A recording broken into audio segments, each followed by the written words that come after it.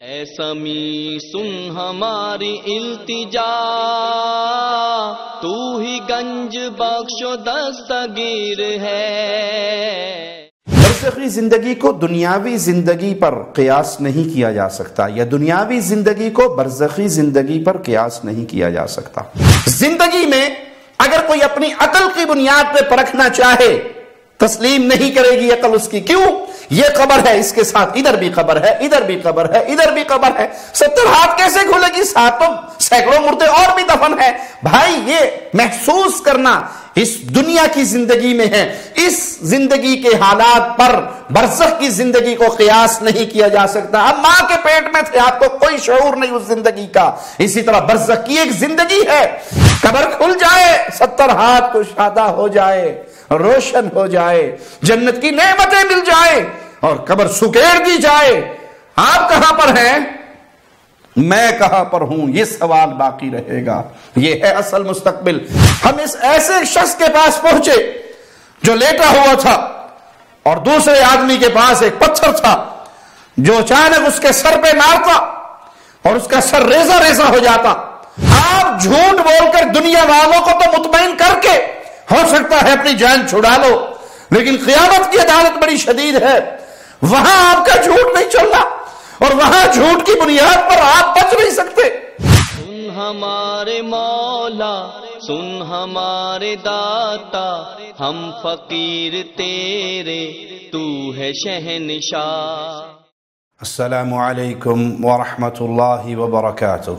ان الحمد للہ نحمده ونستعینه ونستغفره ونعوذ باللہ من شرور انفسنا ومن سیئات اعمالنا، من يهده الله فلا مضل له ومن يضلل فلا هادي له، اشهد ان لا اله الا الله وحده لا شريك له واشهد ان محمدا عبده ورسوله، اما بعد۔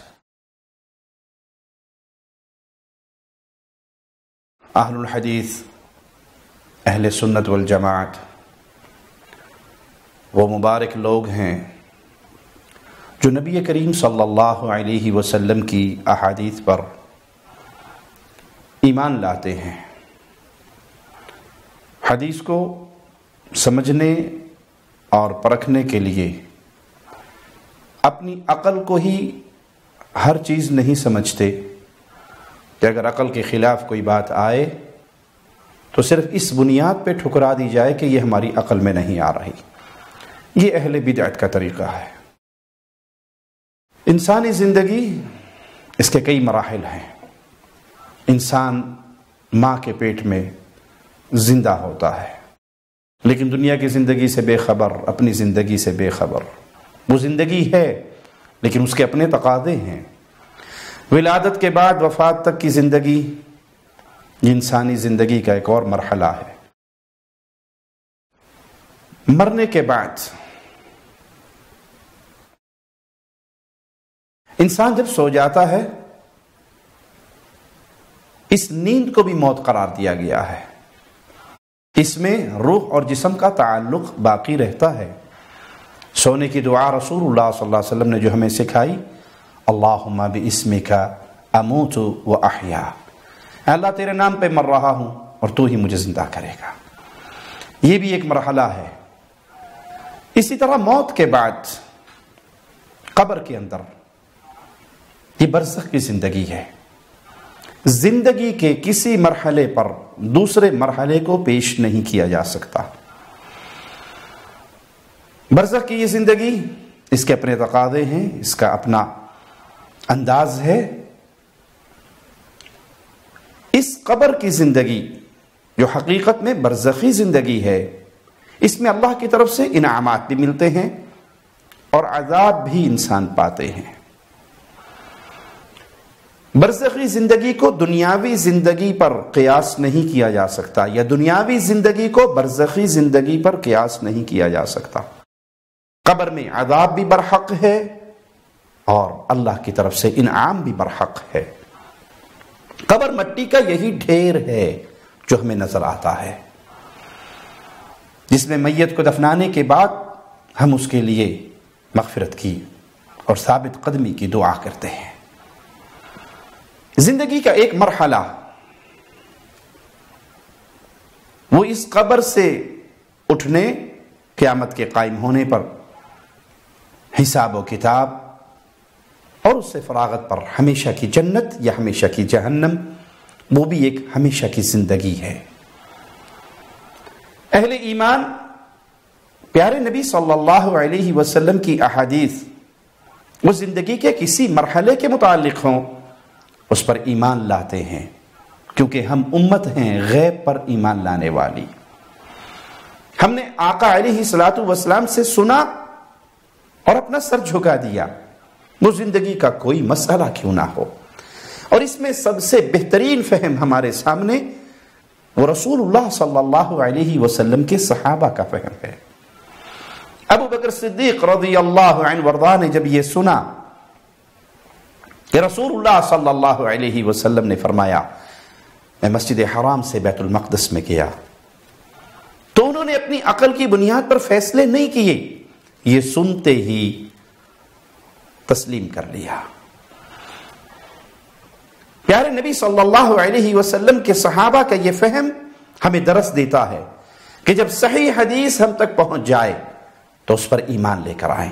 آئیے قبر کے حوالے سے، قبر میں عذاب، جزا اور سزا کے حوالے سے رسول اللہ صلی اللہ علیہ وسلم کے چند فرامین سنتے ہیں۔ صحیح بخاری میں 6366 نمبر روایت ہے، مومنوں کی ماں صدیقہ کائنات عائشہ رضی اللہ تعالی عنہا بیان کرتی ہیں کہ مدینے کی دو بوڑھی عورتیں جن کا تعلق یہودیوں سے ہے، وہ سیدہ کے پاس آئیں اور انہوں نے کہا کہ قبر والوں کو قبر میں عذاب ہوتا ہے۔ سیدہ فرماتی ہیں کہ میں نے ان کی تصدیق نہیں کی اور ان کی تصدیق میں کوئی ایک لفظ بھی نہیں کہا، لیکن جب رسول اللہ صلی اللہ علیہ وسلم تشریف لائے تو میں نے ان کی ساری گفتگو آپ کو سنائی، تو پیارے نبی صلی اللہ علیہ وسلم نے فرمایا ان دونوں نے سچ کہا، انہم یعذبون عذابا تسمعہ البہائم، قبر میں عذاب ہوتا ہے اور اس عذاب کو جانور تک سنتے ہیں۔ عذاب قبر کے حوالے سے ان بوڑھی عورتوں نے اے عائشہ جو باتیں تمہیں کہیں وہ سچ کہیں، قبروں میں عذاب دیا جاتا ہے اور اس عذاب کو جانور بھی سنتے ہیں۔ اس کے بعد رسول اللہ صلی اللہ علیہ وسلم ہر نماز میں عذاب قبر سے پناہ مانگا کرتے تھے۔ یہ ہے رسول اللہ صلی اللہ علیہ وسلم کی صحیح حدیث۔ مومن کا کام کیا ہے؟ جب حدیث رسول سنے تو اس پر ایمان لے آئے، اپنی طرف سے اس کی باطل تعویل نہ کرے، عقل کی بنیاد پہ پرکھتے ہوئے کہ یہ بات عقل میں نہیں آتی، صحیح حدیث کا انکار نہ کرے۔ ابو ہریرہ رضی اللہ عنہ وارضاہ سے روایت ہے کہ رسول اللہ صلی اللہ علیہ وسلم نے قرآن حکیم کی ایک آیت کی تفسیر بیان کرتے ہوئے اس سے مراد عذاب قبر لیا، اور وہ قرآن حکیم کی آیت مالک کا فرمان فَإِنَّ لَهُ مَعِيشَةً ضَنْكَ، ہم ان کا گزرانے زندگی تنگ کر دیں گے، اس سے مراد عذاب قبر ہے۔ سیدنا زید بن ثابت بیان کرتے ہیں کہ نبی کریم صلی اللہ علیہ وسلم بنو نجار کے باغ میں اپنے خچر پر سوار تھے کہ خچر سواری آپ کی بدکنے لگی، وہاں کچھ قبریں تھی، تو پیارے حبیب علیہ الصلوۃ والسلام نے پوچھا من یعرف اصحاب هذه الاقبر، ان قبر والوں کو کون جانتا ہے؟ ایک آدمی نے کہا اے اللہ کے نبی صلی اللہ علیہ وسلم میں جانتا ہوں۔ تو آپ علیہ الصلوۃ والسلام نے پوچھا فمتى مات هؤلاء، یہ لوگ کب مرے تھے؟ اس نے کہا یہ شرک کی حالت میں مرے تھے، یہ حالت ایمان میں فوت ہونے والے لوگ نہیں ہیں بلکہ حالت شرک میں مرے تھے۔ تو آپ نے فرمایا ان هذه الامه تبتلى في قبورها، اس امت کو قبروں کے اندر آزمائش میں ڈالا جاتا ہے، یعنی قبروں میں عذاب ہوتا ہے. فلولا ان لا تدافنوا لدعوت الله ان يسمعكم من عذاب القبر الذي اسمع منه. اگر مجھے یہ خوف نہ ہوتا کہ تم اپنے مردوں کو قبروں میں دفنانا چھوڑ دو گے تو میں اللہ سے دعا کرتا اللہ تمہیں عذاب قبر کے کوئی جھلک سنا دے، جو میں سنتا ہوں اس میں سے کچھ اللہ تمہیں بھی سنا دے. لیکن عذاب قبر کی شدت کی یہ کیفیت ہے، اور رسول اللہ صلی اللہ علیہ وسلم کی اپنی امت کے ساتھ محبت اور رحمت کا یہ ماجرا ہے کہ میں نے اللہ سے یہ دعا نہیں کی کہ کہیں تم اپنے مردوں کو قبروں میں دفنانے سے انکار نہ کر دو. تو اس حدیث سے بھی ثابت ہوا کہ قبر کے اندر عذاب ہوتا ہے، اور جس قبر سے آپ کا خچر بدکا تھا وہ یہی دنیا کی قبر، یہی مٹی کا ڈھیر تھا. اس سے مراد کوئی ایسی قبر نہیں جو عالم برزخ میں ہے. ذہن میں یہ اشکال پیدا ہو سکتا ہے کہ کچھ لوگ ایسے بھی تو ہیں جن کو قبر نصیب نہیں ہوتی. تو اللہ قادر ہے، وہ جہاں پر ہیں، جہاں پر ان کے ذرات ہیں، ان کو وہیں پہ اکٹھا کر کے عذاب جزا یا سزا دے. اللہ ہر چیز پہ قادر ہے، تو اس کے لیے وہی قبر قرار پائے گی. رسول اللہ صلی اللہ علیہ وسلم نے فرمایا تعوذوا باللہ من الفتن ما ظہر منها وما بطن. جو فتنے ظاہر ہو گئے اور جو فتنے چھپے ہوئے ہیں، ان تمام فتنوں سے اللہ کی پناہ مانگو. سب نے کہا کہ ہم ان تمام فتنوں سے جو ظاہر ہو گئے یہ ابھی تک پوشیدہ ہیں، اللہ کی پناہ میں آتے ہیں. تو رسول اللہ صلی اللہ علیہ وسلم نے فرمایا تعوذوا باللہ من فتنة الدجال، دجال کے فتنے سے اللہ کی پناہ مانگو. تو سب صحابہ نے کہا ہم دجال کے فتنے سے اللہ کی پناہ میں آتے ہیں. پیارے نبی صلی اللہ علیہ وسلم کی خصوصیات میں سے ایک خصوصیت یہ بھی تھی کہ اللہ مالک ان کو عذاب قبر دکھا دیتا تھا، سنا دیتا تھا. آپ صلی اللہ علیہ وسلم پہچان لیتے تھے کہ ان قبر والوں کو عذاب ہو رہا ہے، اور پھر اپنی امت کو ڈرایا، اپنے صحابہ کو ڈرایا. وہ پیغام جو صحابہ کو دیا وہ رہتی دنیا تک، قیامت تک آنے والے مسلمانوں تک کے لیے پیغام ہے کہ قبر کے عذاب سے، آگ کے عذاب سے، ظاہر ہونے والے اور چھپے ہوئے فتنوں سے، دجال کے فتنے سے اللہ کی پناہ میں آیا کرو. اللہ سے پناہ کا سوال کیا کرو کہ ان فتنوں سے اللہ تمہیں محفوظ کر دے. ابو ایوب رضی اللہ عنہ سے روایت ہے، وہ کہتے ہیں کہ رسول اللہ صلی اللہ علیہ وسلم سورج غروب ہونے کے بعد باہر تشریف لائے اور آپ نے ایک آواز سنی. اس آواز کو سن کر آپ نے فرمایا یہود تعذب فی قبورہا، یہ یہود ہیں جنہیں ان کی قبروں میں عذاب دیا جا رہا ہے. تو قبر کا عذاب برحق ہے، قبر کے اندر ملنے والے انعامات بھی برحق ہیں، اور اس کی دلیل پیارے نبی صلی اللہ علیہ وسلم کی یہ فرامین ہے. سیدنا براء بن عازب رضی اللہ عنہ وارضاہ سے روایت ہے، وہ کہتے ہیں کہ رسول اللہ صلی اللہ علیہ وسلم نے فرمایا یثبت اللہ الذین آمنوا بالقول الثابت، اللہ ایمان لانے والوں کو پختہ قول یعنی کلمہ طیبہ کے ذریعے حق پر ثابت قدم رکھتا ہے. اس آیت سے مراد کیا ہے، اس آیت کی تفسیر کیا ہے؟ رسول اللہ صلی اللہ علیہ وسلم نے اس آیت کے بارے میں کیا بیان کیا؟ نزلت فی عذاب القبر یقال له من ربک فیقول ربی اللہ ونبی محمد فذلك قوله يثبت الله الذين آمنوا بالقول الثابت في الحياة الدنيا وفي الآخرة. یہ آیت عذاب قبر کے بارے میں نازل ہوئی. جب کسی مسلمان کو قبر میں رکھا جاتا ہے تو اس سے سوال ہوتا ہے من ربک، تیرا رب کون ہے، تیرا پالن ہار کون ہے؟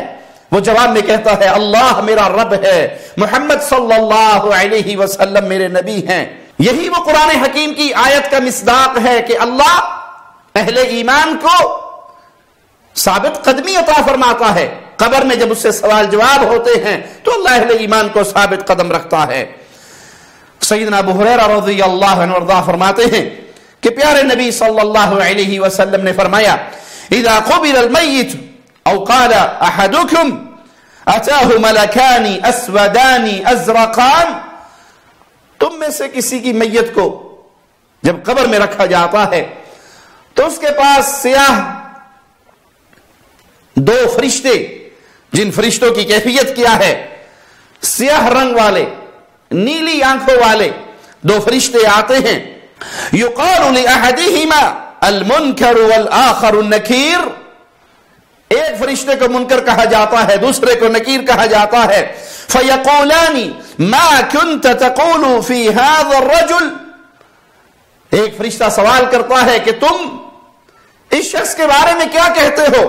میت مومن ہے، اہل ایمان میں سے ہے، تو اس کا جواب کیا ہوگا؟ فَيَقُولُ مَا كَانَ يَقُولُ هُوَ عَبْدُ اللَّهِ وَرَسُولُهُ أَشْهَدُ أَن لَا إِلَهَ إِلَّا اللَّهُ وَأَنَّ مُحَمَّدًا عَبْدُهُ وَرَسُولُهُ فَيَقُولَانِ قَدْ كُنَّا نَعْلَمُ أَنَّكَ تَقُولُ هَذَا. مومن جواب میں وہی کہے گا جو دنیا میں کہا کرتا تھا. یعنی یہ سوال اور ان سوالوں کا جواب رٹے کی بنیاد پر نہیں ہو سکتا کہ دنیا میں کوئی رٹا لگا لے اور سکون سے مر جائے کہ میں نے تو سوالوں کو رٹ لیا ہے، یاد کر لیا ہے. وہاں اس کی زبان نہیں، حقیقت میں اس کی زندگی کی عکاسی ہوگی. وہ دنیا میں جو ایمان رکھتا تھا، وہ دنیا میں جو عقیدے رکھتا تھا، دنیا میں جو اس کی کیفیت تھی حالت ایمان کی، وہیں پر قبر میں وہی چیز بولے گی، وہ وہی کہے گا جو دنیا میں کہا کرتا تھا کہ وہ اللہ کے بندے ہیں، وہ اللہ کے رسول ہیں. وہ عبد اللہ، وہ اللہ کے بندے ہیں، وہ رسولہ، اور اس کے رسول ہیں. اگر یہ دنیا حالت شرک میں اس نے گزاری ہوئی، دنیا میں اگر اس کا یہ عقیدہ ہوا کہ وہ نور من نور اللہ ہیں، وہ احد اور احمد میں صرف میم کی مروڑی کے فرق سے آئے ہیں، میم کا برقع پہن کے آئے ہیں، وہی جو مستوی عرش ہے خدا ہو کر اتر پڑا مدینے میں مصطفیٰ ہو کر. تمہاری آنکھیں اندھی ہیں، تم پہچان نہیں سکتے، یہ نعوذ باللہ اللہ ہی ہے جو زمین پہ آیا ہوا ہے. جیسے قبر پرستوں کے عقیدے مشہور ہے. من گھڑت ایک جھوٹی روایت ایک صاحب اپنی کتاب میں لکھتے ہیں کہ اللہ کے نبی صلی اللہ علیہ وسلم نے جبرائیل سے پوچھا وہی کہاں سے لاتے ہو؟ کہا ایک مقام آتا ہے سدرۃ المنتہا کے قریب پہنچ کے رک جاتا ہوں، وہاں سے وحی ملتی ہے. کہا کبھی اس آواز کے پیچھے جا کر تو دیکھو. کہا کبھی ہمت نہیں ہوئی. کہا اب جاؤ تو ذرا دیکھنا. جبرائیل نے آواز کا پیچھا کیا، عرش تک پہنچے، پردے ہٹا کر دیکھے تو محمد بیٹھے وحی کر رہے تھے صلی اللہ علیہ وسلم. وہیں کھڑے کھڑے جبرائیل نے زمین پہ جھانکا تو مدینے کے اندر بھی محمد تھے صلی اللہ علیہ وسلم. یہ کفر کا عقیدہ ہے. وہی کہے گا جو دنیا کی زندگی میں وہ کہا کرتا تھا وہ عبد اللہ، وہ اللہ کے بندے. جس نے اس دنیا میں پیارے نبی صلی اللہ علیہ وسلم کو اللہ کا بندہ تسلیم نہ کیا، بشر تسلیم نہ کیا، امام الانبیاء تسلیم نہ کیا، بلکہ یہ کفری عقیدہ اپنائے رکھا کہ وہ نور من نور اللہ ہیں. تمہاری آنکھوں پہ پردے پڑے ہوئے ہیں، تم دیکھ نہیں سکتے، حقیقت میں اللہ ہی ہے جو بشریت کے چولے میں اس دنیا پہ آ گیا ہے. قیامت کے دن یہی عرش کے اوپر انی انا اللہ بن کر نکلیں گے تو پھر اس کے منہ سے یہ ایمان کی باتیں نہیں نکلیں گی. یہ ایمان کی بات اسی کے منہ سے نکلے گی جس نے اس دنیا میں ایمان کو سیکھا، سمجھا اور چکھا ہوگا. وہ کہے گا ہوا عبد اللہ، وہ اللہ کے بندے، وَرَسُولُهُ، اور اس کے رسول، اشہد ان لا الہ الا اللہ واشہد ان محمد رسول اللہ، میں گواہی دیتا ہوں اللہ کے علاوہ کوئی معبود برحق نہیں اور محمد صلی اللہ علیہ وسلم اللہ کے بندے اور اس کے رسول ہیں. فرشتے کہیں گے میں پہلے علم تھا کہ تم یہی کہو گے، تمہارا جواب یہی ہوگا، کیونکہ مومن کا جواب ہونا ہی یہی ہے. ثم يفسح له في قبره 70 ذراعا، ہر طرف سے 70 ہاتھ اس کی قبر کو کشادہ کر دی جائے گی. اب دیکھیے یہ ساری باتیں برزخ کی ہیں، اس کو دنیا کی زندگی میں اگر کوئی اپنی عقل کی بنیاد پہ پرکھنا چاہے تسلیم نہیں کرے گی عقل اس کی. کیوں؟ یہ قبر ہے، اس کے ساتھ ادھر بھی قبر ہے، ادھر بھی قبر ہے، ادھر بھی قبر ہے، 70 ہاتھ کیسے کھلے گی؟ ساتھ تو سینکڑوں مردے اور بھی دفن ہے. بھائی یہ محسوس کرنا اس دنیا کی زندگی میں ہے. اس زندگی کے حالات پر برزخ کی زندگی کو قیاس نہیں کیا جا سکتا. اب ماں کے پیٹ میں تھے، آپ کو کوئی شعور نہیں اس زندگی کا. اسی طرح برزخ کی ایک زندگی ہے، سوتے وقت ایک زندگی ہے، آپ سو چکے ہو جس کو حدیث نے موت کہا ہے، اس کی اپنی ایک کیفیت ہے. تو یہ زندگی کے مراحل ہیں. انسان اسی وقت خیر پہ رہے گا جب تک وہ رسول اللہ صلی اللہ علیہ وسلم کی احادیث کو سنے، زندگی کے کسی مرحلے کے بارے میں ہو اور آمنا وصدقنا یہ اعلان کہے، اس کو اپنی زبان سے ادا کرے، اس پر ایمان لے کر آئے، تبھی وہ کامیاب ہے۔ اور اگر اس نے عقل کی بنیاد پہ پرکھنے کی کوشش کر دی اور کہا یہ بات تو عقل میں نہیں آتی، پھر گمراہی کے دروازے اس کے لیے کھلے ہیں۔ تو یہ برزخ کی زندگی ہے، 70 ہاتھ ہر طرف سے اس کی قبر کو کشادہ کر دیا جائے گا، ثم ينور له فيه، اس کی قبر کو روشن کر دیا جائے گا۔ اللہ تجھے تیرے پیارے ناموں کا واسطہ ہے مولا، جس جس مسلمان مومن موحد کے کانوں تک میری آواز پہنچ رہی ہے، اللہ مجھے بھی اور میرے ہر مومن مسلمان بھائی کو اس کی قبر کو کشادہ کر دینا، اس کی قبر کو منور کر دینا، اس کی قبر کو جنت کا باغ بنا دینا۔ اللہ قبر کے فتنے سے، وہاں کے عذاب سے، وہاں کی آزمائشوں سے اللہ اپنی رحمت سے بچا لینا، تیرے علاوہ کوئی نہیں بچانے والا۔ لوگوں کے تو بڑے بڑے عقیدے ہیں، کسی کا کوئی عقیدہ، کسی کا کوئی عقیدہ، کوئی کہتا ہے میری قبر میں بابا جی آ جائیں گے، کوئی کہتا ہے شاہ جی آ جائیں گے، کوئی کہتا ہے کوئی آ جائے گا، اور ہمارا عقیدہ ہے اللہ اگر تو نہ بچائے قبر میں کوئی نہیں بچا سکتا، نہ کوئی بابا آئے گا، نہ کوئی شاہ جی آئیں گے، نہ کوئی سبز چولے والا، نہ کوئی کالے چولے والا، وہاں کوئی نہیں آئے گا بچانے کے لیے، نہ پیر جی آئیں گے، نہ جیلانی صاحب آئیں گے، نہ کوئی اور صاحب آئیں گے، تیری رحمت ہوگی تو بچیں گے۔ اللہ تو اپنی رحمت والا معاملہ کرنا، ہمارے اعمال، ہمارے گناہوں کو دیکھتے ہوئے جس کے ہم حقدار ہیں وہ معاملہ نہ کرنا۔ تیری رحمت نے تیرے غضب کو ڈھانپ لیا ہے، اس پر چھا گئی ہے تیری رحمت، اللہ ہمارے ساتھ اپنی رحمت والا معاملہ کرنا۔ حدیث کیا ہے؟ اسے کہا جائے گا سو جا، اور وہ جواب میں کیا کہے گا؟ فَيَقُولُ أَرْجِعُ إِلَىٰ أَهْلِي فَأَخْبِرُهُمْ، مجھے چھٹی دے دو، اجازت دے دو، میں اپنے اہل و عیال کے پاس جا کے انہیں خبر دے دوں کہ میرا معاملہ بڑا اچھا ہو گیا، میرا معاملہ بالکل ٹھیک ہو گیا، میری قبر کو روشن کر دیا گیا، اس کو کھول دیا گیا 70 ہاتھ تک، میں اپنے اہل و عیال کو جا کر اس کی خبر دیتا ہوں۔ فَيَقُولَانَ نَمْ كَنَوْمَةِ الْعَرُوسِ، ایسے سو جا جیسے دلہن سوتی ہے، کہ اس دلہن کو اس کا سب سے محبوب اس کے اہل و عیال میں سے، یعنی اس کا خامن وہی آ کر اٹھاتا ہے، اس کی نیند کو خراب کوئی نہیں کرتا۔ دیکھ لیجئے، اسے کہا گیا سو جا، اس نے کہا نہیں سونے والی بات تو ہے نہیں، اب تو مجھے واپس جانے دو، اپنے اہل و عیال کے پاس، دنیا والوں کے پاس جا کے میں انہیں خبر دوں کہ میں کامیاب ہو گیا، اپنی کامیابی کی بشارت سناؤں۔ اس کو اجازت ملی، اور دیکھ لیجئے پیروں فقیروں مولویوں ملاؤں نے کتنے قصے گھڑے ہوئے ہیں۔ جمعرات کو روحیں آتی ہیں، کبھی ہر روز بھی آتی ہیں، کبھی کہیں آتی ہیں، کبھی کہیں آتی ہیں، دھندا ہے کھانے پینے کا، ڈھونگ رچایا ہوا ہے مولویوں نے اپنے پیٹ کی جہنم کو بھرنے کا۔ حدیث بتا رہی ہے قبر کے اندر وہ سوال کرے گا مجھے جانے دو، اپنے اہل و عیال کو خوشخبری سناؤں، اسے جانے کی اجازت نہیں ملے گی۔ نیک روح اللہ کی مہمان نوازی میں، بری روح اللہ کے عذاب میں گرفتار۔ اس جہاں سے کٹنے کے بعد پھر اس جہاں میں واپسی کا کوئی چکر نہیں۔ یہ قصے کہانیاں، یہ کھانے پینے کے ڈھونگ، یہ اپنے اپنے فرقے کی باتیں ہیں جو تراش لی گئی ہیں، جس کا حقیقت سے کوئی تعلق نہیں۔ حتی یبعثہ اللہ فی مضجعہ ذالک، اور سو جا یہاں پر آرام کر، یہ جنت کا باغ بن چکا ہے، اس وقت تک جب تک تیرے اس ٹھکانے سے اٹھائے جانے کا وقت نہ آ جائے، اللہ تجھے یہاں سے اٹھا نہ لے۔ وَإِن كَانَ مُنَافِقًا اللہم لا تجعلنا منہم ولا معاہم ولا فیہم، اور اگر یہ میت منافق ہوئی، مومن واحد نہ ہوئی، منافق ہوئی، اللہ اپنی رحمت سے ہمیں بچا لے، ہمیں اہل نفاق میں شامل نہ فرمانا۔ قال سمعت الناس یقولون فقلت مثلہ، جب اس سے پوچھا جائے گا من ربک، کہے گا میں تو جانتا ہی نہیں، جو لوگ کہا کرتے تھے وہ میں کہہ دیا کرتا تھا، نہ مجھے رب کی توحید کا علم، نہ مجھے پیارے نبی صلی اللہ علیہ وسلم کی رسالت کا علم، ایسی باتوں کو میں جانتا ہی نہیں، میں نے سیکھا ہی نہیں، میں نے پڑھا ہی نہیں، میں نے علم حاصل ہی نہیں کیا۔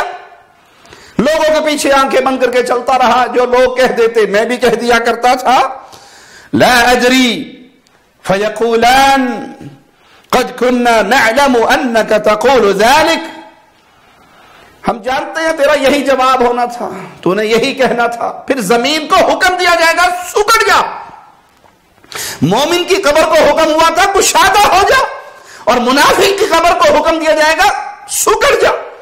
وہ زمین سکڑ جائے گی کہاں تک؟ یہاں تک کہ اس لاش کی پسلیاں آپ اس میں پھنس جائیں. فتختلف فيها اضلاعه, اس کی پسلیاں ایک دوسرے میں پھنس جائیں گی. فلا يزال فيها معذبا حتى يبعثه الله من مضجعه ذلك, وہ اسی عذاب میں مبتلا رہے گا یہاں تک کہ اس قبر سے اللہ اسے اٹھا لے. وہ وقت آ جائے قبروں سے نکلنے کا, تب تک وہ اپنے عذاب میں مبتلا رہے گا. یہ حدیث ہمیں خبر دیتی ہے کہ قبر کے اندر عذاب بھی ہے, قبر کے اندر ثواب بھی ہے. یہ جنت کا باغ ہے یا جہنم کا گڑھا ہے. مومن کے لیے خوشخبریاں ہیں اور روشنی کر دی جائے گی, کھول دی جائے گی. منافق کے لیے اسے سکیڑ دیا جائے گا. ابھی زندگی ہے, ابھی زندہ ہو, کما لو کچھ, کر لو کچھ. بھائی یہ اصل مستقبل ہے. دیکھیے ہم دوڑتے ہیں مستقبل سنوارنے کے لیے. اس دنیا کی زندگی کا مستقبل بھی کوئی مستقبل ہے. بادشاہ کی زندگی بھی گزر جاتی ہے اور فقیر کی زندگی بھی گزر جاتی ہے. وہ ریشم پہ سو جاتا ہے, یہ کانٹوں پہ سو جاتا ہے, نیند تو دونوں کو آ جاتی ہے. وہ ایک بادشاہ, اس کی عادت تھی اکیلے کھانا نہیں کھاتا تھا. سفر کے دوران بھی اس نے اپنے سپاہیوں سے کہا کسی کو لے کر آؤ جو میرے ساتھ کھانا کھائے. ایک چرواہے کو دیکھا جو ایک درخت کے نیچے لیٹا ہوا, اینٹ کا تکیا بنا کے, اسے اٹھا کر لے آئے. بادشاہ نے کہا بیٹھو کھانا کھاؤ میرے ساتھ, میں بادشاہ ہوں. کہا سنبھال کے رکھ اپنا کھانا, میں اس کا مہمان ہوں جو تجھ سے کروڑ درجے افضل ہے.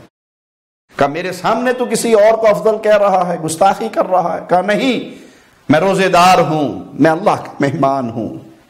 کہا اچھا چلو ٹھیک ہے, بیٹھ جاؤ, سناؤ زندگی کیسے گزر رہی ہے. اب یہ بکریوں کا چرواہا ہے جس کے پاس چند بکریے ہیں. غربت کی کیفیت کیا ہے کہ درخت کے نیچے اینٹ کا تکیہ بنا کے سو رہا ہے. کہا بادشاہ سلامت, کچھ زندگی تیرے جیسی ہے, کچھ تیرے سے بھی اچھی ہے. کہا سبحان اللہ, میں وقت کا بادشاہ ہوں, اتنے بڑے ملک کا حکمران ہوں, اور تو 10 بکریوں کا مالک ہے. اچھا چل ٹھیک ہے, مجھے سمجھا جو میرے جیسی ہے وہ کون سی زندگی ہے تیری. کہ بادشاہ سلامت جب آپ سو جاتے ہیں اور جب میں سو جاتا ہوں, یہ الگ بات ہے, آپ ریشم پہ سو رہے, میں مٹی کے ڈھیر پہ سو رہا. سونے کے بعد ہماری زندگی برابر ہو جاتی, نہ آپ کو شعور نہ مجھے شعور. کہ بات تو تیری ٹھیک ہے. اچھا وہ زندگی بتا جو مجھ سے اچھی ہے. بادشاہ سلامت جب آپ اٹھتے ہیں آپ کو پورے ملک کی فکر کھائے ہوئے ہوتی ہے, وہاں حملہ ہو گیا, وہاں بغاوت ہو گئی, وہاں یہ مسئلہ بن گیا, یہاں یہ مسئلہ بن گیا. میری 10 بکریاں ہیں, مجھے صرف 10 بکریوں کی ٹینشن ہوتی ہے, تو ٹینشن میں آپ سے اچھی زندگی گزار رہا ہوں. آپ کو فکر مجھ سے زیادہ اور مجھے فکر کم. زندگی نام ہے سکون کا, آپ کے پاس وہ تھوڑا ہے, میرے پاس زیادہ ہے. بھائی زندگی تو گزر رہی ہے, چرواہے کی بھی بادشاہ کی بھی. دنیا سنوارنے کے لیے اگر بھوت سوار ہوگی آپ کے سر پہ کہ یہ سور جائے, یہ مستقبل نہیں ہے, یہ ہے مستقبل. قبر کھل جائے, 70 ہاتھ کو شادہ ہو جائے, روشن ہو جائے, جنت کی نعمتیں مل جائیں اور قبر سکیڑ دی جائے. آپ کہاں پر ہیں, میں کہاں پر ہوں, یہ سوال باقی رہے گا. یہ ہے اصل مستقبل. اپنی آخرت کی زندگی کو سنوار لیجئے. اب اس حدیث سے ہمیں جو چیز ثابت ہوئی, برزخی زندگی, میت, اس کے ساتھ ہم کلام ہو رہے ہیں فرشتے. اچھا آپ قبر بند نہ کریں, کھڑے رہیں, وہاں دیکھتے رہیں. کیا خیال ہے ہم کلامی ہوگی؟ ہم کلامی ہو رہی ہے, آپ کو نظر نہیں آ رہی, مجھے نظر نہیں آ رہی. اگر نظر آ جائے تو پھر برزخ کس بات کی؟ جو فرقے گمراہ ہوئے کہ قبر کا عذاب ہے ہی نہیں, یہ معاملہ ختم ہو گیا مرتے ہی, تو بھائی برزخ الی یوم یبعثون. اب آڑ ہے, پردہ ہے, وہ زندگی ہی الگ ہے, اس کا شعور آپ کو نہیں. وہاں جا کر اس دنیا کی زندگی کا شعور آپ کو نہیں. جہان تبدیل ہو گئے, مرحلہ تبدیل ہو گیا. سیدنا برا بن عازب رضی اللہ عنہ ارضا فرماتے ہیں ہم نبی کریم صلی اللہ علیہ وسلم کے ساتھ ایک انصاری کے جنازے کے لیے نکلے، ابھی لحد تیار ہونے میں کچھ تاخیر تھی، آپ بیٹھ گئے اور ہم بھی آپ کے گرد بیٹھ گئے، اور ایسے بیٹھے ہوئے انہماک سے اللہ کے نبی صلی اللہ علیہ وسلم کی طرف، گویا ہمارے سروں پہ پرندے بیٹھے ہیں جو حرکت کرنے سے اڑ جائیں گے، اور آپ ایک لکڑی ہے جس سے زمین کو کرید رہے اور فرما رہے استعیذوا باللہ من عذاب القبر، اللہ سے قبر کے عذاب کی امان مانگو، اللہ سے یہ کثرت سے سوال کیا کرو کہ اے اللہ ہمیں قبر کے عذاب سے محفوظ رکھنا۔ یہ دعا اپنی دعاؤں میں شامل کیجئے۔ دلوں پہ اگر سیاہی چڑھی ہو، دنیا کی محبت چڑھی ہو، آخرت کی فکر نہ ہو تو جایا کیجئے قبرستان۔ پیارے نبی صلی اللہ علیہ وسلم نے تعلیم یہ دی، الا فزوروها، جاؤ ان قبروں کی زیارت کرو، فانها تذکرکم الاخرہ۔ رزلٹ کیا ملے گا؟ تمہیں اپنی آخرت یاد آئے گی، موت یاد آئے گی۔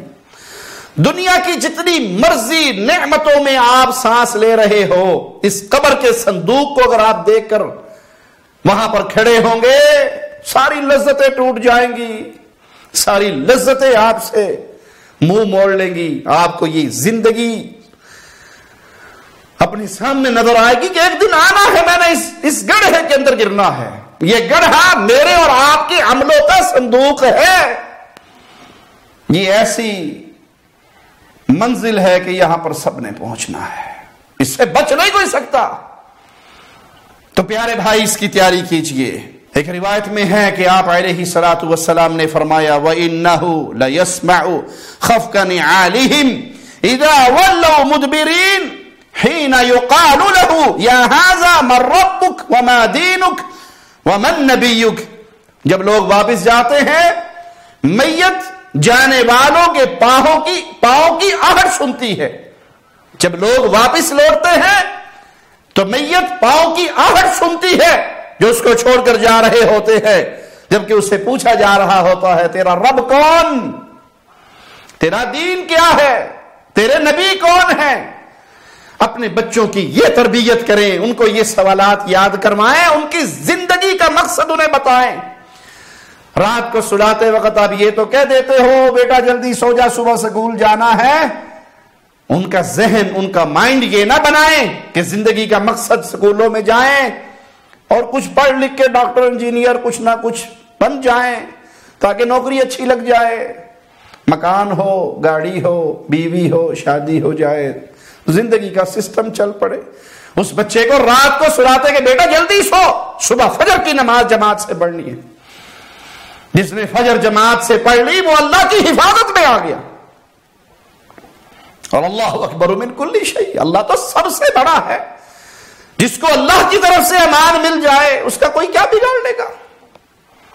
بچوں کی تربیت اس ناحیے پہ کیجئے کہ اپنے رب کو پہچانو، اپنے دین کو سمجھو، اپنے آقا کو پہچانو اور ان کے حکموں کے مطابق زندگی گزارو، کیونکہ زندگی ہمیشہ کا سودا نہیں، کبھی بھی ختم ہو سکتی ہے۔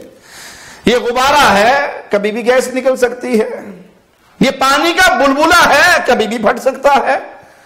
یہ مقصد اپنے بچوں کے ذہنوں میں بٹھائیے کہ ہم نے اس دنیا میں ہمیشہ نہیں رہنا، مرنا ہے، اور پھر ہم نے اللہ کی طرف لوٹنا ہے جہاں ہماری زندگی کا ہم سے سوال و جواب ہونا ہے۔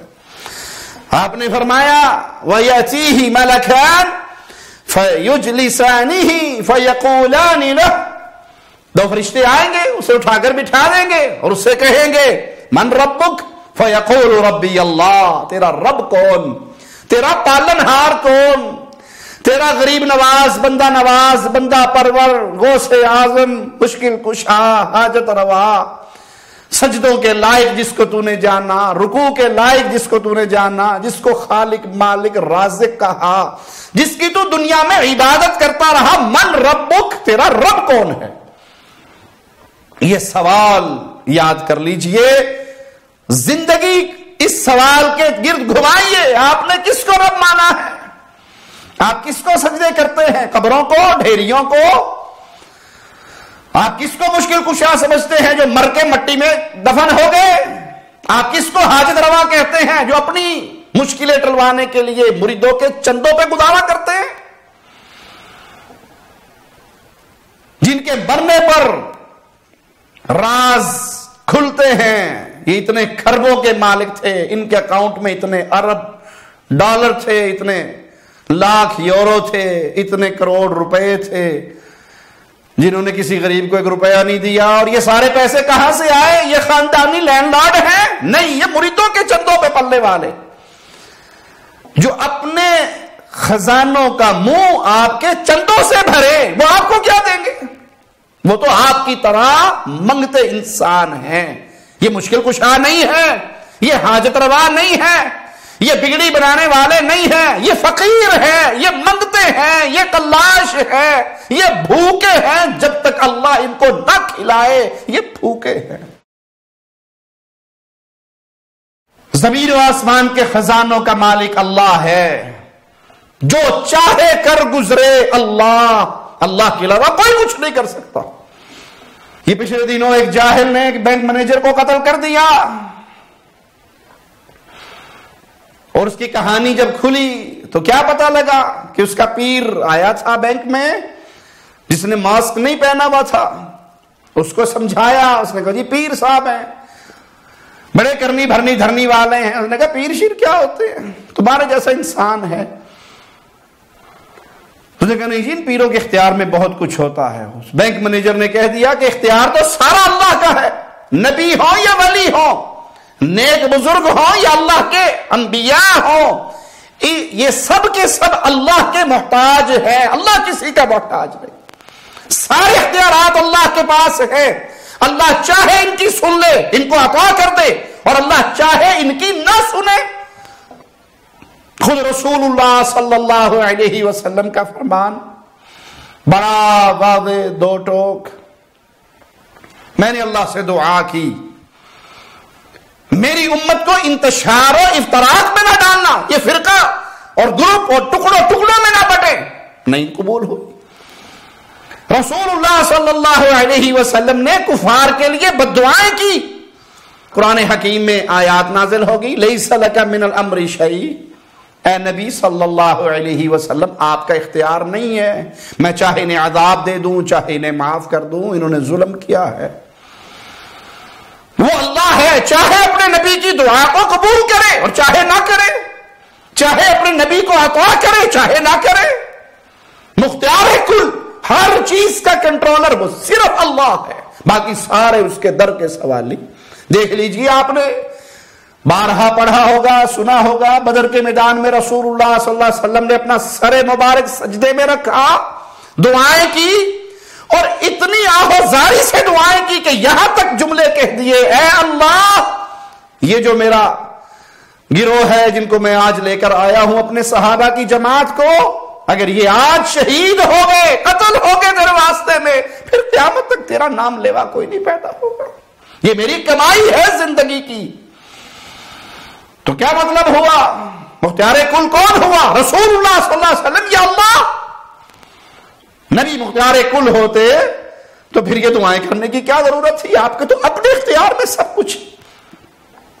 آپ سوالی بنتے ہیں، آپ اللہ سے مانگتے ہیں. عرفات کے میدان میں آپ کی لمبی دعائیں دلیل ہے.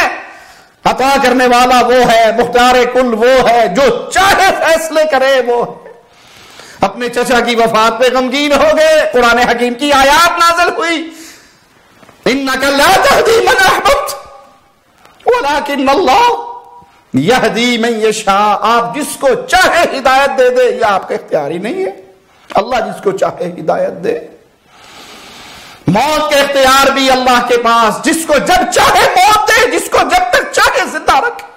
میرے پیارے نبی کی گود میں آپ کا بیٹا ابراہیم فوت ہوا، آپ کی آنکھوں سے آنسو بہے. صحابی نے سوال کیا آپ رو رہے ہیں؟ کہا یہ رحمت ہے جو اپنے بیٹے کی جدائی پہ برس رہی ہے. زبان سے وہی کہوں گا جس سے میرا اللہ راضی ہوگا. انا للہ و انا الیہ راجعون. ابراہیم، تیری جدائی نے تیرے بابا کو بڑا غمگین کیا ہے.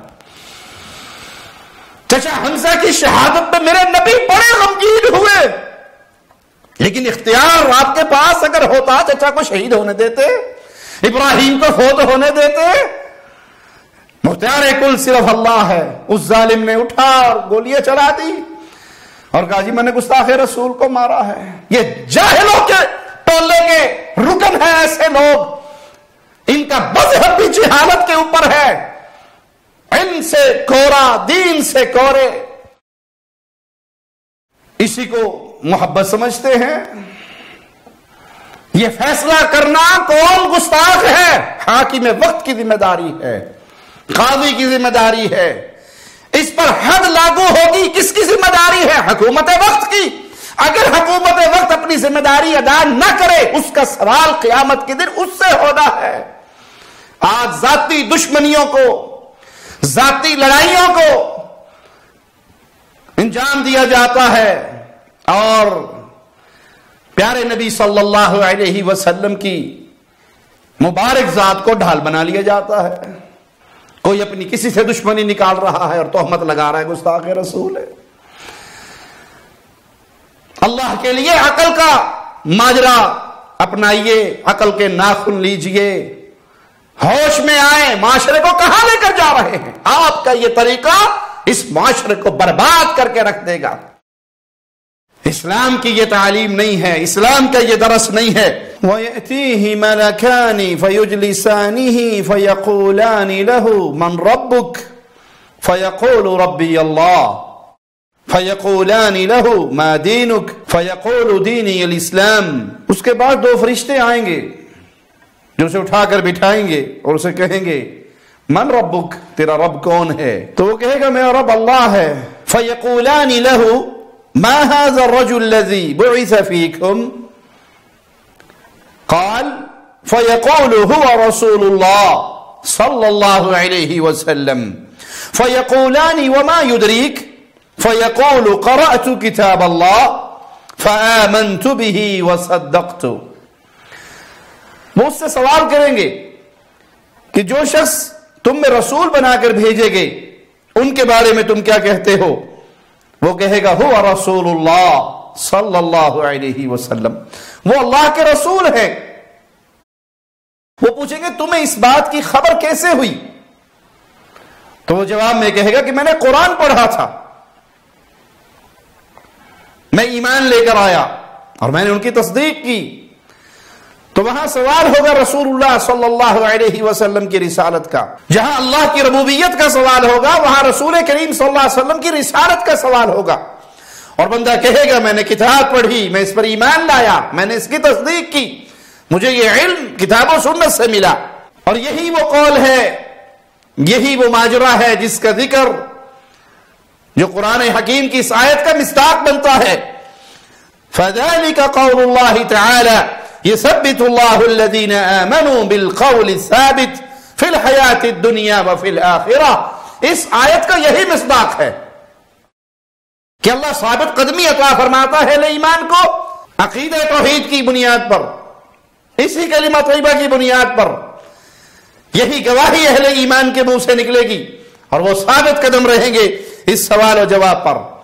تو پھر فرمایا رسول کریم صلی اللہ علیہ وسلم نے فَيُنَادِي مُنَادٍ مِّنَ السَّمَاءِ أَن قَدْ صَدَقَ عَبْدِي فَافْرِشُوهُ مِنَ الْجَنَّةِ وَأَلْبِسُوهُ مِنَ الْجَنَّةِ وَافْتَحُوا لَهُ بَابًا إِلَى الْجَنَّةِ۔ اس بندے کے لیے آسمان سے آواز آئے گا، یہ میرا بندہ سچا، اس کا عقیدہ بھی سچا، اس کا عمل بھی سچا، اس کے لیے جنت کے لباس، جنت کے بسترے اور جنت کی کھڑکی کھول دو، یہ جنت کی نعمتیں پانے والا قرار پا جائے گا، اس کی قبر جنت کا باغ بنا دیا جائے گا۔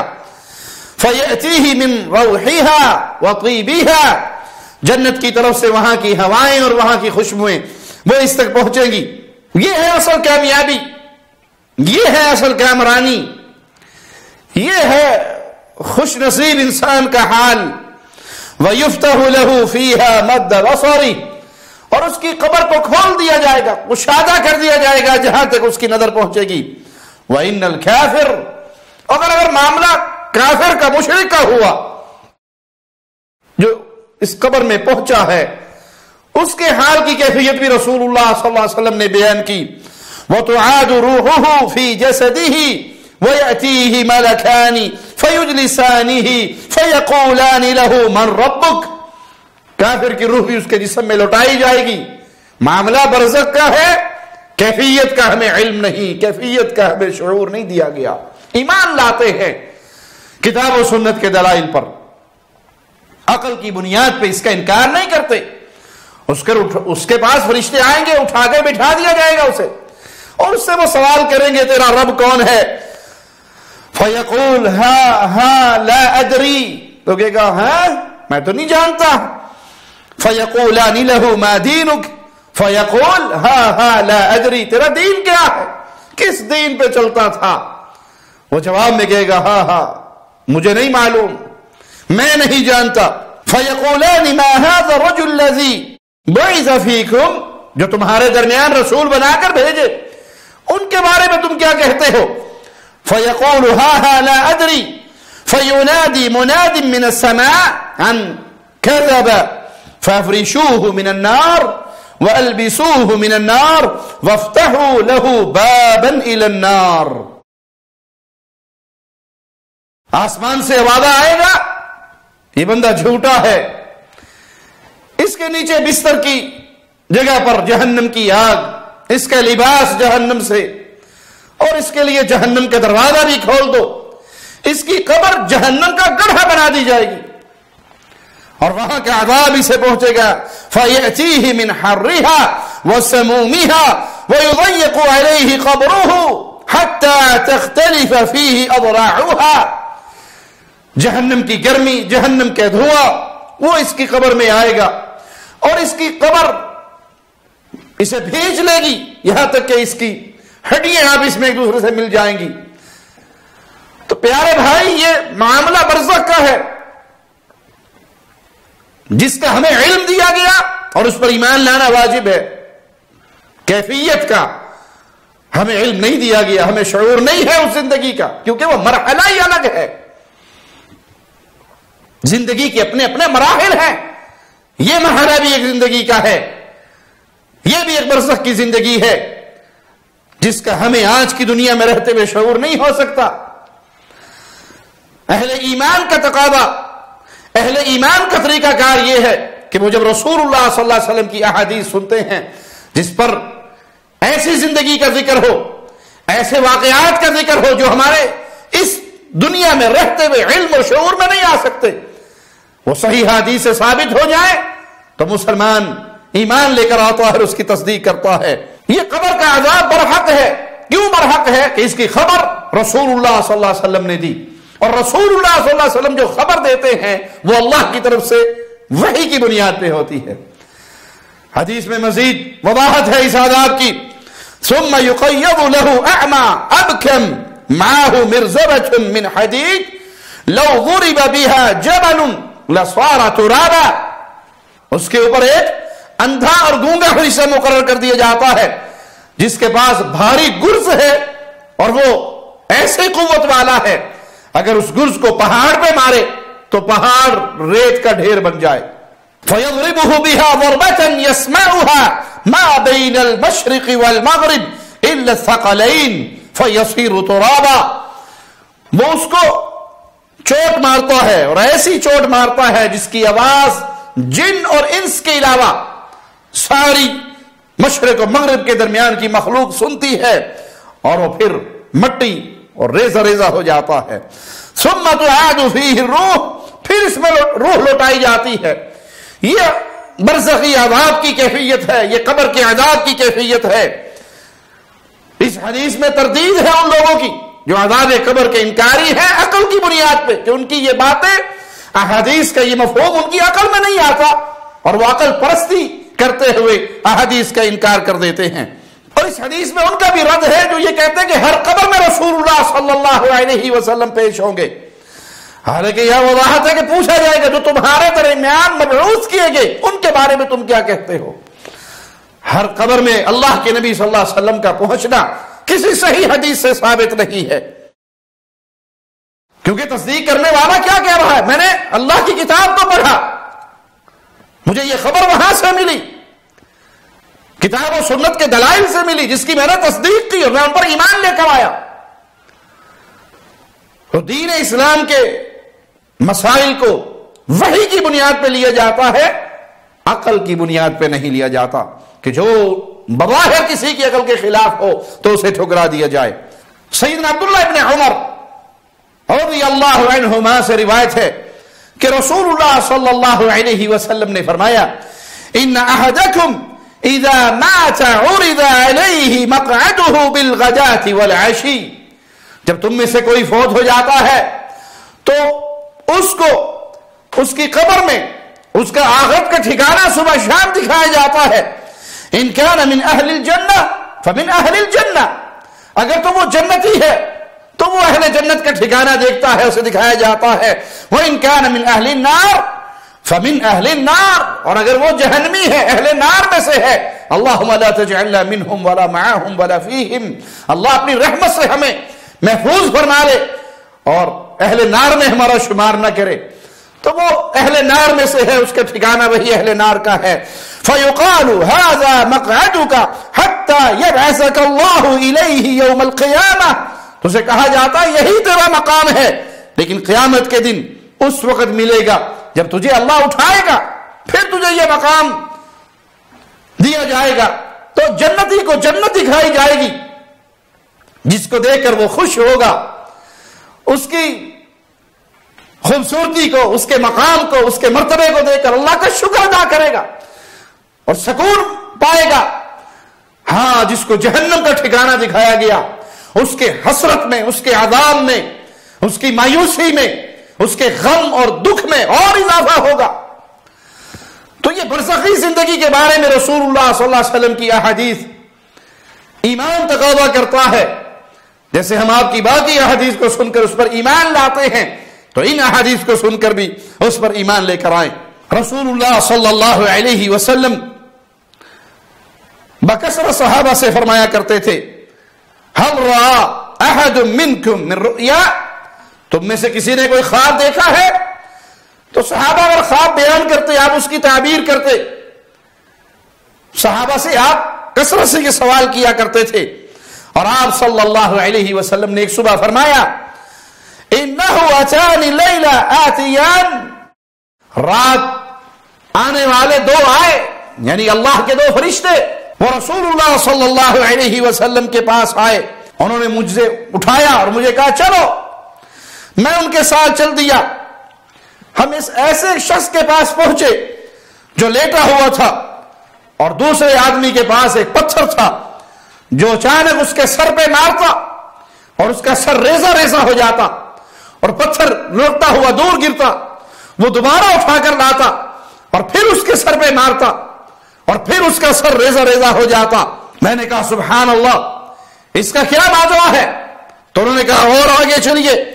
میں اور آگے چلا، میں ایک ایسے شخص کے پاس پہنچا جو لیٹا ہوا ہے اور اس کے پاس ایک فرشتہ مقرر ہے جس کے ہاتھ میں لوہے کا انگرا ہے، اور وہ اس کے چہرے کی طرف آتا ہے اور اس کے جبڑے میں ڈالتا ہے اور اس کو چیرتا ہوا گدی تک لے جاتا ہے، اس کے ناک کے نتھرے میں ڈالتا ہے اور اسے چیرتا ہوا گدی تک لے جاتا ہے، اس کی آنکھ میں ڈالتا ہے اور اسے چیرتا ہوا گدی تک لے جاتا ہے، پھر وہ دوسری طرف آتا ہے اور یہی سلوک اس کا وہاں کرتا ہے۔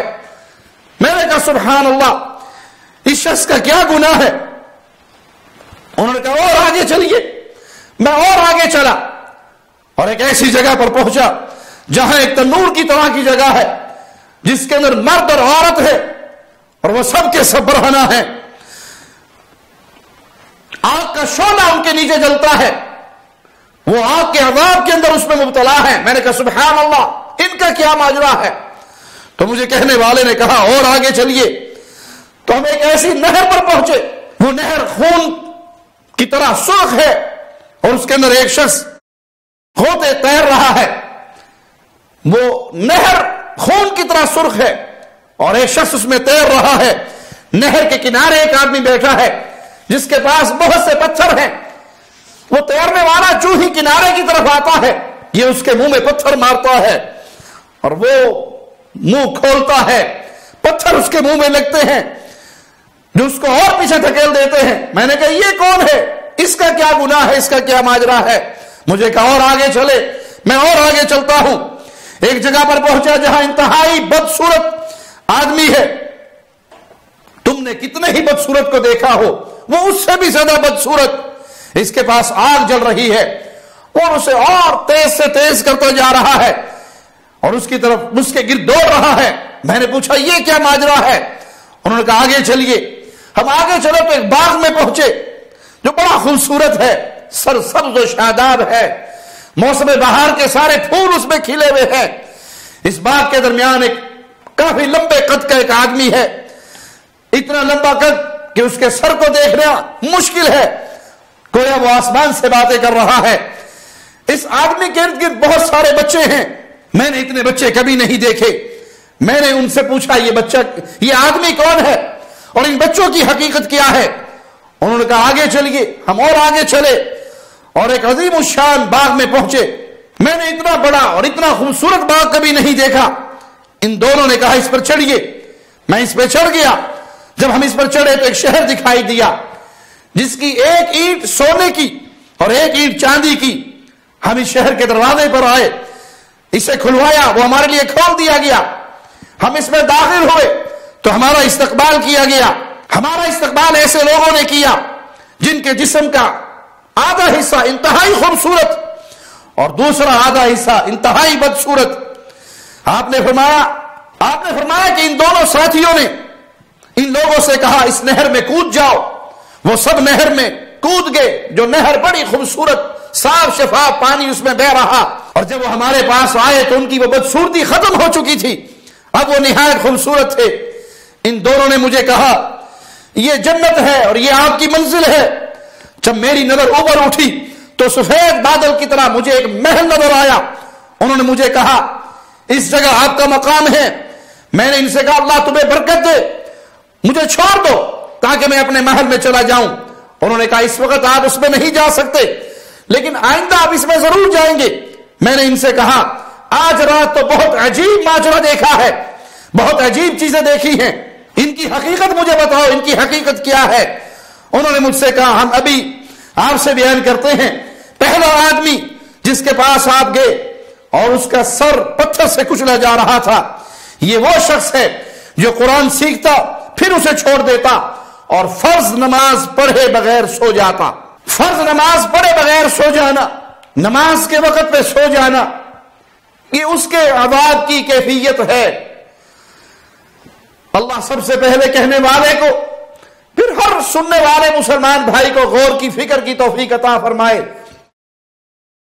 اپنی زندگی پہ روز مرہ کے معاملات پہ نظر دوڑائیے. آپ کی اور میری کیفیت کیا ہے؟ کہ ہمیں نیند صرف نماز کے ٹائم پر ہی آتی ہے؟ ہم نماز کا وقت جانتے ہوئے کہ اب نماز کا وقت ہو چکا ہے پھر دنیاوی معاملات میں مشغول ہو جائیں یا سو جائیں اور نماز کو چھوڑ دیں تو دیکھیے کتنا شدید عذاب ہے اس کو جو فرض نماز کے وقت پہ سوتا ہے. اور جو مستقل نمازوں کے تارک ہیں ان کا کیا بنے گا؟ جو مستقل نمازیں بھلا بیٹھے ہیں وہ اپنی فکر کرے، کیونکہ نماز کا ہمیشہ ترک کر دینا، ہمیشہ کے لیے نماز کا تارک ہو جانا، یہ بڑے خسارے کا سودا ہے، بڑے گھاٹے کا سودا ہے اور آخرت کی بربادی کا سودا ہے. یہاں تو جو فرض نماز کے وقت میں سوتا ہے اس کو برزخی زندگی میں یہ عذاب دیا جاتا ہے. اور کہ وہ جس کا جبڑا گدی تک اور اس کے نتھنے گدی تک اور اس کی آنکھیں گدی تک چیری جا رہی تھی، یہ وہ ہے جو صبح اپنے گھر سے نکلتا اور سارا دن جھوٹ بولتا حتیٰ کہ اس کا جھوٹ دور دراز تک پہنچ جاتا. اور آج کے دور میں یہ ماجرا کتنا آسان ہو چکا ہے. ایک جھوٹی پوسٹ فیس بک پہ لگا دیجئے، سوشل میڈیا کے حوالے ایک جھوٹی خبر کر دیجئے اور وہ چند سیکنڈوں میں پوری دنیا میں پھیل جائے گی. یہ جو صبح گھر سے نکلا اور اس نے سارا دن جھوٹ بولا، جھوٹی خبریں پھیلائی، اس کا انجام دیکھ لیجئے.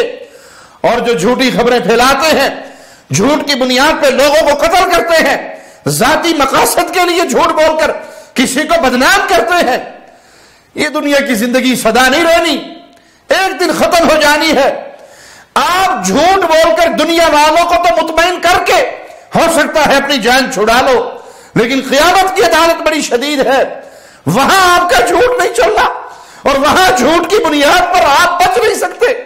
اللہ کے سامنے کھڑے ہوں گے، وہ سینوں میں چھپی ہوئی باتوں کو جاننے والا اللہ، وہاں کیا کرو گے؟ وہاں کیسے جان چھڑاؤ گے؟ دنیا کی عدالتوں کے سامنے تو جھوٹ بول کر ہو سکتا ہے آپ بچ جاؤ، پنچایت کے سامنے جھوٹی باتیں کر کے بچ جاؤ، دنیا والوں کا منہ بند کر لو، لیکن قیامت کی گھڑی کو ہمیشہ اپنی آنکھوں کے سامنے رکھو۔ وہاں کون ہوگا آپ کو بچانے والا، اور وہاں کون ہوگا آپ کے جھوٹ پہ اعتبار کرنے والا؟ انہوں نے کہا وہ منظر جو آپ نے دیکھا جہاں ننگے مرد اور عورتیں، وہ زناکار مرد اور زناکار عورتیں،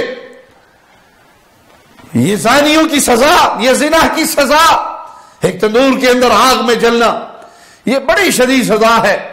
چند لمحوں کی لذت کے لیے ہمیشہ کی آخرت برباد نہ کرے، برزخی زندگی کو، اپنی قبر کو جہنم کے گڑھے نہ بنائیں، آخرت کی زندگی کو اپنے سامنے رکھیں، جہاں آپ کے سکون کے لیے، آپ کی نظروں کے سکون کے لیے اور آپ کی لذتوں کے لیے اللہ کی مہمان نوازی ہے، اس کو سامنے رکھیے، اور یہ ختم ہو جانے والی دنیا کے اندر حرام کاری کے ذریعے اپنی آخرت کو برباد نہ کریں، اس دنیا میں نکاح کریں، حلال طریقے سے اپنی خواہشات کو پورا کریں۔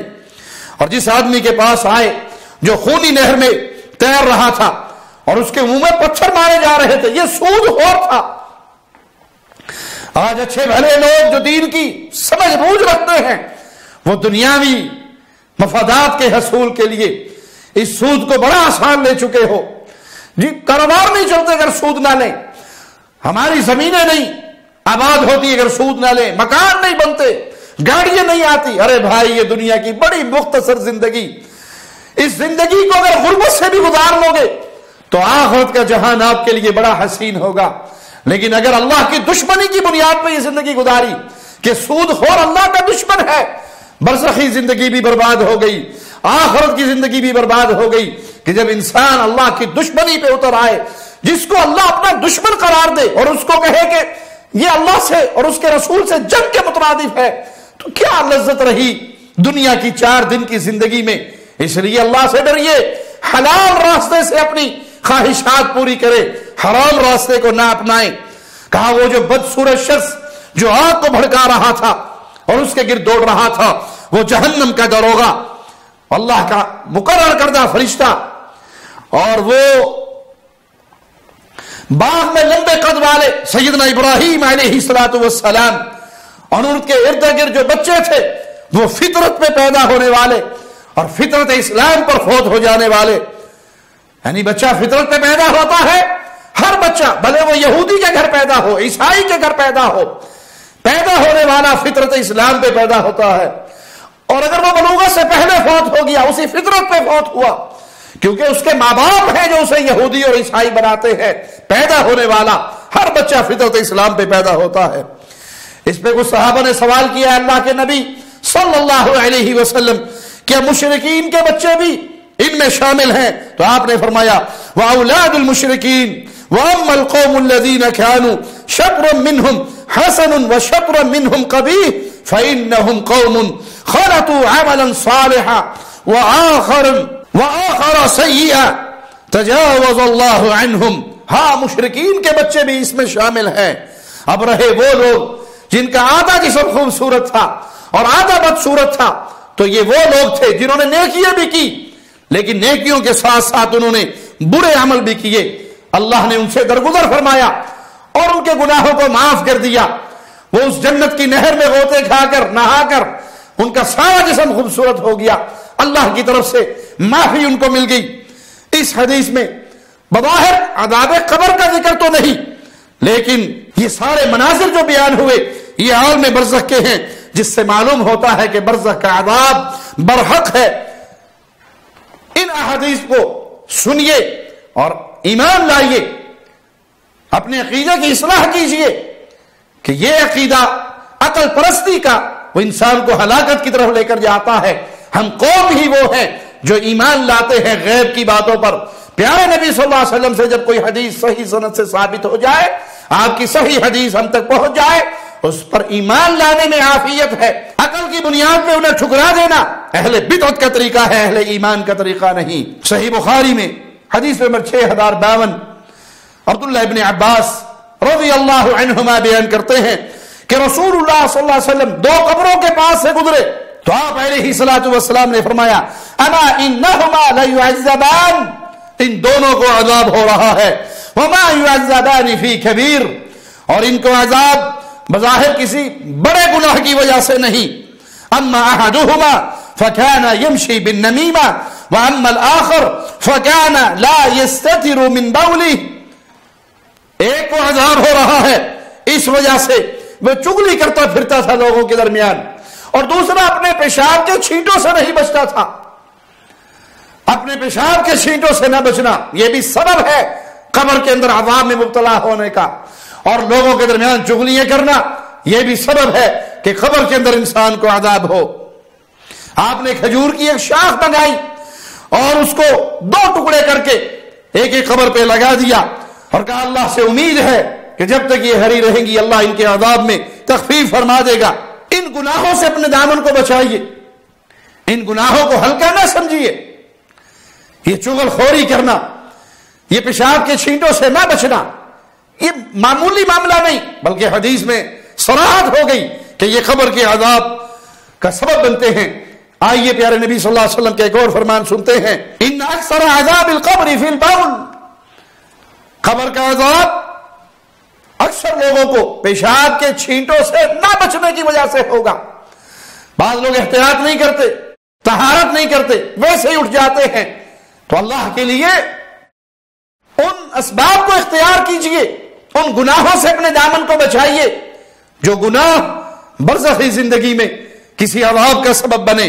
سیدنا سلمان فارسی رضی اللہ عنہ وارضاہ بیان کرتے ہیں، اور یہ روایت صحیح مسلم میں 1913 نمبر، کہ میں نے رسول اللہ صلی اللہ علیہ وسلم کو یہ فرماتے ہوئے سنا، رباط یوم و لیلہ خیر من صیام شہر و قیام، ایک رات اور دن مسلمان ملک کی سرحد پہ پہرا دیتے ہوئے گزارنا یہ 1 مہینے کے قیام و صیام سے زیادہ افضل ہے. اہل ایمان کی پہرےداری کرنا، نگہبانی کرنا، اور اس کو 1 دن اور رات اس نیک عمل میں گزارنا، یہ اللہ کے ہاں کتنا بڑا ثواب پاتا ہے کہ کوئی شخص 1 مہینے روزے رکھے، 1 مہینے قیام کرے. وہ اس اجر کو نہیں پہنچ سکتا جو اجر مجاہدین کو ملتا ہے، جو اللہ کے بندوں کی اور اسلامی ملک کی نگرانی کرتے ہوئے، پہرا دیتے ہوئے گزارتے ہیں. وَإِن مَاتَ جَرَى عَلَيْهِ عَمَلُهُ الَّذِي كَانَ يَعْمَلُهُ، اسی حال میں اگر اس کی موت ہو جائے وہ عمل جو کر رہا ہے وہ بھی جاری و ساری رہے گا. وَأُجْرِيَ عَلَيْهِ رِزْقُهُ وَآمِنَ الْفَتَّانِ، اس کا رزق اس کے لیے جاری کیا جائے گا، اور وہ قبر میں امتحان لینے والوں کے فتنے سے بھی محفوظ رہے گا. جب فرشتے آ کر میت سے سوال کرتے ہیں، منکر نکیر آتے ہیں، تو انسان اس فتنے میں جو مبتلا ہوتا ہے، یہ اللہ کے راستے کا مجاہد، یہ سرحدوں پہ پہرے دینے والے اہل ایمان، یہ اس سے بھی محفوظ رہیں گے. اللہ سے دعا ہے اللہ ہمارے گناہوں کو معاف فرمائے، اللہ ہماری خطاؤں کو معاف فرمائے، اور اللہ ہم تمام اہل ایمان کو قبر کے فتنے سے محفوظ رکھے، قبر کے عذاب سے محفوظ رکھے، تمام فتنوں سے محفوظ رکھے، اور اہل الحدیث کے منہج پہ زندہ رکھے، اہل السنہ والجماعہ کے منہج پہ زندہ رکھے، صحابہ کے اس فہم پہ ہمیں زندہ رکھے کہ ہم رسول اللہ صلی اللہ علیہ وسلم کی احادیث سنیں اور اس پر ایمان لے کر آئیں.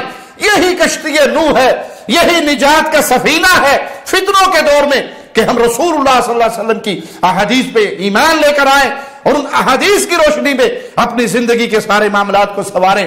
اقول قولی ھذا واستغفر اللہ لی ولکم ولسائر المسلمین.